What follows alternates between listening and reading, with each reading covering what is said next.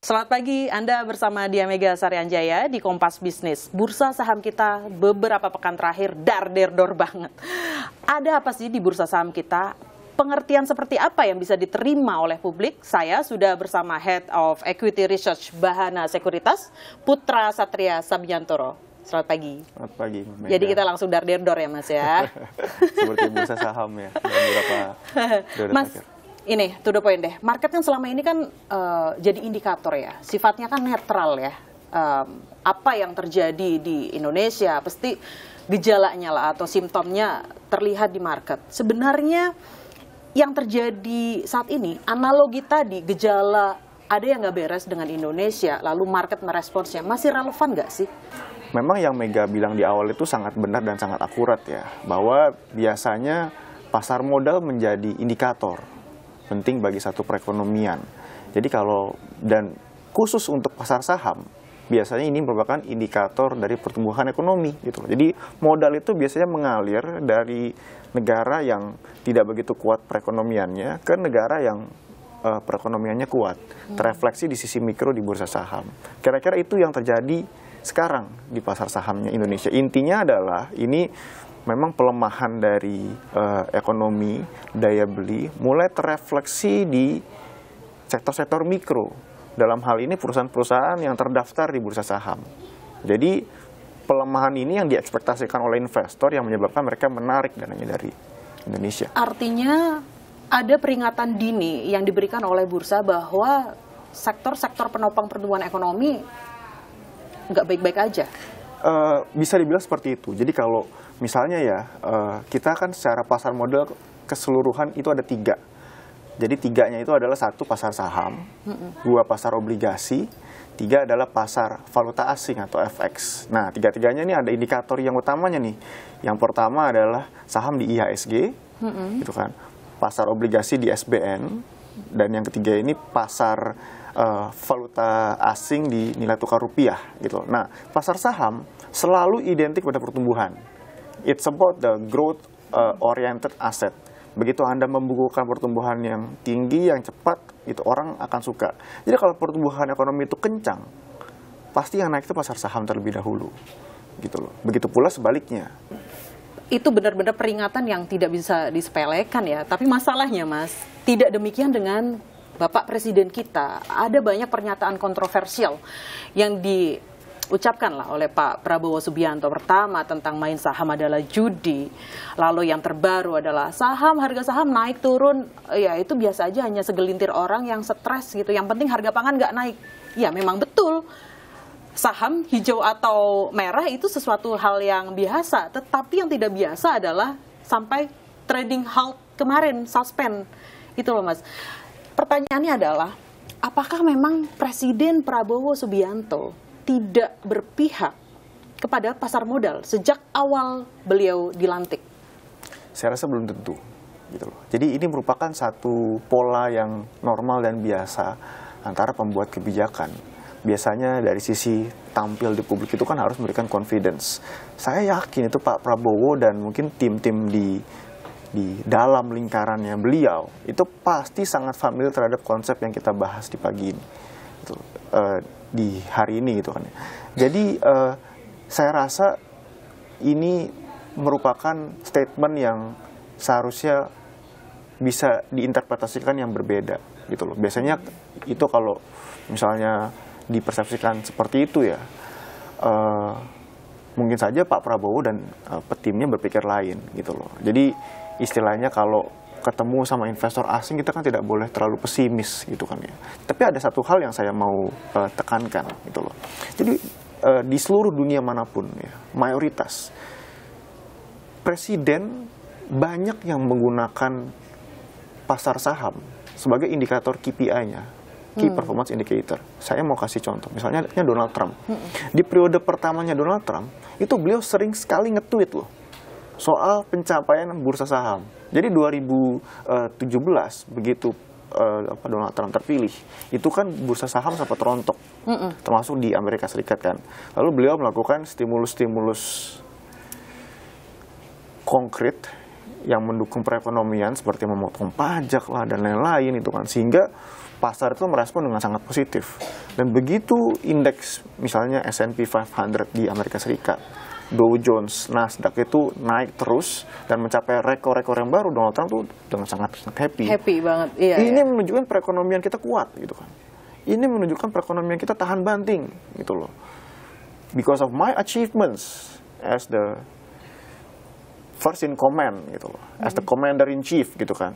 Saya jadi presiden, indeks bursa saham merespon positif gitu loh. Jadi responnya Pak Prabowo itu saya tangkap sebagai oke, mungkin pasar saham sekarang sedang turun, biarkan saya bekerja, biarkan saya dan tim saya itu bekerja gitu loh. Kita lihat apakah misalnya Pak Prabowo dalam hal ini bisa mengembalikan kepercayaan investor atau tidak gitu loh. Karena investor lagi-lagi selain bisa salah, terkadang sering juga bisa bersifat subjektif gitu loh. Tapi bukankah maksudnya gini Mas, dengan hadirnya presiden, dengan pernyataan-pernyataan yang konstruktif lah, tidak destruktif kayak itu, bukankah harusnya market justru akhirnya menerima juga presiden kayak gitu loh? Iya, jadi ada namanya variabel komunikasi juga ya. Jadi itu kadang-kadang, misalnya kan kalau diibaratkan itu main kartu itu sama dengan misalnya saya tuh pemerintah, terus Mega itu adalah investor gitu kan. Bisa saja itu kartu saya bagus, tapi dipersepsikan oleh Mega itu ini pemerintah sepertinya kartunya jelek, saya mau keluar dulu deh gitu kan ya. Nah, bagaimana saya sebagai pemerintah atau Pak Prabowo mengkomunikasikan bahwa kartunya kami benar-benar bagus loh. Kalian investor salah menilai kartunya saya. Oke deh, misalnya pun benar deh. Misalnya kartunya itu sekarang lagi tidak begitu baik, gitu kan. Tapi saya punya banyak kartu lain loh, yang mungkin bagus. Gimana nih saya mengkomunikasikan? Oke, yang ini mungkin kita singkirkan dulu kartunya, gitu kan. Kartu-kartu yang lain masih ada yang bagus yang kamu nggak tahu loh. Dan kamu bisa cuan kalau investasi di sini. Investor pernah bilang, Indonesia is a country is never too good or never too bad. Jadi kita tuh selalu stabil. Kita tuh di ranah yang kalau misalnya ini liga klasemen sepak bola gitu kan, mungkin yang di menengah atas gitu loh. Jadi yang mungkin nggak pernah, jarang juara atau jarang masuk Liga Champions, tapi nggak pernah degradasi juga di bawah. Kita tuh terkenal sebagai tim yang stabil gitu loh. Jadi ya tuh perekonomian Indonesia memang sekarang ada perlambatan mirip dengan 2015, tapi kita punya sejarah di mana stabilitas politiknya selalu terjaga, transisi pemerintahnya selalu berlangsung damai, pertumbuhan earnings dari perusahaan, pertumbuhan ekonomi dan makro selalu bagus. Jadi sebenarnya ya gitu loh, kadang-kadang ada overshoot ke bawah, overshoot ke atas, ujung-ujungnya kita stabil juga di tengah. Oke, pertanyaan selanjutnya adalah tentang dana asing. Dana asing itu kan pas 18 Maret, 2,5 triliun dana asing keluar, bursa jeblok, trading halt. Kenyataannya 21 Maret dana asing keluar lagi dengan nominal yang nggak jauh berbeda, 2,3 triliun Mas. Bursa baik-baik aja, tapi jangan dijawab dulu, nanti saya akan kembali.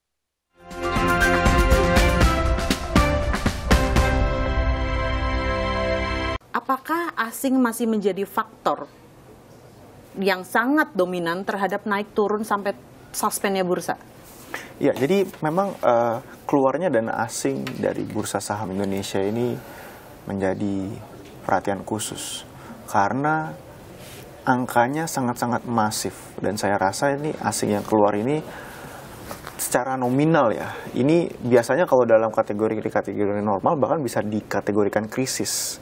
Dalam hal misalnya tahun lalu saja 2024 sepanjang tahun itu BRI mencatatkan net foreign sale sebesar 37 triliun di data kami. 37 triliun itu dana yang sangat masif untuk keluar dari satu saham saja. 37 triliun ya, BRI berarti sekitar 2,5 miliar US dollar satu saham. Bayangkan penurunan cadangan devisanya BI satu bulan mungkin nggak sampai 2,5 miliar loh. Ini dari satu saham keluar net sale sebesar 37 triliun. Jadi ini merupakan satu indikator yang penting karena seperti ini ya, asing itu di pasar saham merupakan long only investor. Artinya long only itu kan gimana? Kalau di pasar saham kan ada dua ya, bisa long atau bisa short. Long itu adalah beli artinya Anda optimistis terhadap prospek dari Saham. satu aset ini, gitu loh. Short itu artinya ya Anda pesimistis. Jadi saham itu di short kalau harga sahamnya turun, Anda dapat cuan. Nah, tapi bursa kita kan tidak mengenal short. Jadi hanya bisa beli, buy and hold. Jadi long only investors. Nah, saat long only investors ini keluar, masuknya lagi bisa relatif lama. Bapernya lama berarti. Bapernya lama Iya, lah. mudah dipahami oleh publik bahwa asing itu bapernya lama ya di saham kita. Karena begitu keluar, mereka belum tentu akan, ya mungkin dananya akan ditaruh dulu secara permanen di Amerika Serikat atau di Jepang. Sekarang ekonomi Jepang lagi Iya, sangat-sangat karena kemarin bursa-bursa regional dan internasional juga hijau. betul. Jadi ini sebenarnya dari sisi asing, ini adalah suatu tren jangka menengah panjang. Walaupun saya sebenarnya kurang setuju kalau misalnya diatributkan misalnya, oh kemarin indeks IHSG kita turun sampai minus 7% tuh, trading halt kan minus 5 kan. Yep. Sempat setelah minus 5 itu minus 7 Turun lagi lagi, persen kan gitu loh. Wah, kalau punya portfolio saham itu pasti stres juga tuh. Punya misalnya taruh uang 100 juta gitu kan. Terus dalam satu hari itu kan minusnya 20%. Berarti berkurang 20 juta kan tabungan THR lagi kan. Gitu. Nah, gitu tuh. Tapi khusus untuk di hari itu walaupun keluarnya dana asing ini satu fenomena jangka menengah panjang, sebenarnya khusus di hari turun tersebut asing itu seharusnya tidak yang sebagai pihak yang disalahkan. Gitu loh. Kenapa? Karena asing yang keluar itu sebenarnya di hari itu relatif minim. Oke. Gitu loh.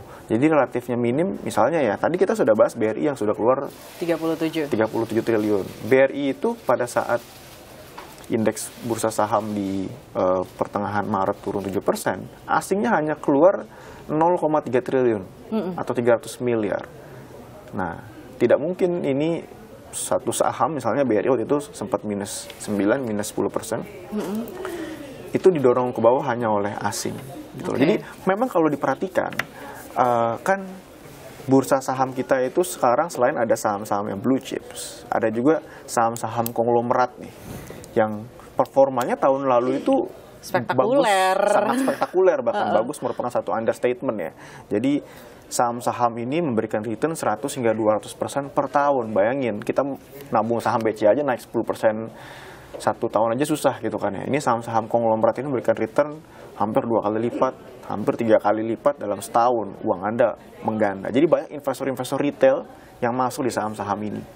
Tapi gini Mas, kalau kita ngomongin ya ternyata asing bukan sebagai driven yang bikin bursa jeblok kemarin, bukan driven by asing ternyata ya kan. Karena kenyataannya 21 Maret juga yang keluar banyak, bursa fine, nggak ada suspend kayak gitu. Pertanyaannya, lalu siapa nih kalau bukan asing kemarin turun? Apakah investor lokal ya karena ketularan panik aja, karena pada keluar ya udah saya keluar? Apakah memang seperti itu? Karena sinyal-sinyal, apalagi kalau ada konglomerat yang selama ini tidak muncul di publik, lalu muncullah di Bursa Efek Indonesia, mereka bertemu, lalu beberapa hari kemudian mereka bertemu lagi diundang oleh Presiden ke istana. Bukankah ini menjadi hal-hal yang seksi ya untuk bursa kita, khususnya untuk saham-saham terafiliasi dengan konglomerat kayak gitu loh? Memang ini yang dilakukan Pak Prabowo ini menarik dan memang punya benchmark. Jadi di luar negeri. Jadi kalau ingat ya, mengapa indeks saham Tiongkok, Cina itu adalah salah satu yang paling bagus performanya tahun ini. Setelah 2-3 tahun terakhir ini terus turun indeks saham di Cina, sekarang baru mulai bangkit. Karena di awal tahun, gitu kan, baru-baru ini Presiden Xi Jinping itu mengadakan pertemuan dengan konglomerasi teknologi yang punya WeChat, yang punya Alibaba, yang punya Xiaomi, semuanya diundang gitu loh. Mirip sama yang dilakukannya Pak Prabowo. Jadi Pak Prabowo ini mengaca juga gitu kan. Wah, ini bursa sahamnya tuh turun, terus dia memberikan support gitu loh. Nah, biasanya kan ya pasar bersifat rasional, bersifat menilai bagaimana nih hasil pertemuannya gitu kan. Apakah mungkin ada dukungan stimulus yang diberikan pemerintahan misalnya Xi Jinping gitu loh. Kalau responnya masih negatif karena setelah Xi Jinping melakukan pertemuan, itu kan harga sahamnya naik. Gitu loh. Tampaknya memang setelah Pak Prabowo itu melakukan pertemuan, mungkin perlu ada komunikasi lanjutan nih, follow up-nya seperti apa. Gitu loh. Karena tadi seperti yang saya bilang di sesi awal, bahwa indeks saham itu selalu rasional. Jika Anda melihat perusahaan-perusahaan konglomerasi ini outlook-nya bagus, proyeknya akan berjalan dengan lancar, mereka bisnisnya akan sangat kondusif, pasti harga sahamnya tuh naik. Artinya apakah ada rencana-rencana bisnis emiten-emiten ini yang tidak sejalan dengan visinya Pak Prabowo, makanya direspons negatif oleh harga saham-saham mereka? Karena gini Mas, 18 Maret kemarin ketika bursa dari awal sudah merah turun-turun, kita lihat PANI, CBDK, Cuan, Brand, lalu satu lagi saham-sahamnya Konglo yang bertemu dengan Presiden. Itu ternyata longsornya lumayan banget, tetapi ketika bursa kembali dibuka, dia naiknya juga cepat lagi gitu loh. Siapa sih di sini yang punya power sebesar itu untuk ngejual lalu masuk lagi? Rasanya hanya kaum-kaum 1% ya, hanya kaum-kaum yang punya kapitalisasi besar ya, yang bisa menggerakkan harga sedemikian rupa gitu loh Mas. Iya, sebenarnya belum tentu juga gitu loh, kalau misalnya ini sahamnya konglomerat itu turun mungkin karena Pak Prabowo itu tidak kondusif lah lingkungannya untuk bisnis, belum tentu gitu loh. Karena seperti yang tadi saya jelaskan di awal, jadi ada indikator-indikator yang bersifat teknis. Misalnya nih, saham konglomerat kan udah dimiliki oleh investor retail. Dalam 2-3 tahun terakhir itu kepemilikan investor retail itu juga naik dengan sangat drastis.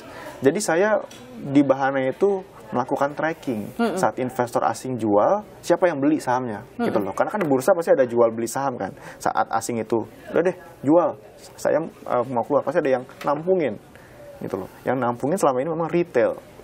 Nah, saham-saham konglomerat ini juga dipengaruhi oleh retail investors, dan sepertinya karena ini sentimennya sangat-sangat fragile ya. Bayangkan, saham-saham konglomerat ini yang tadi disebutkan, itu market capitalization-nya itu sangat-sangat besar di bursa.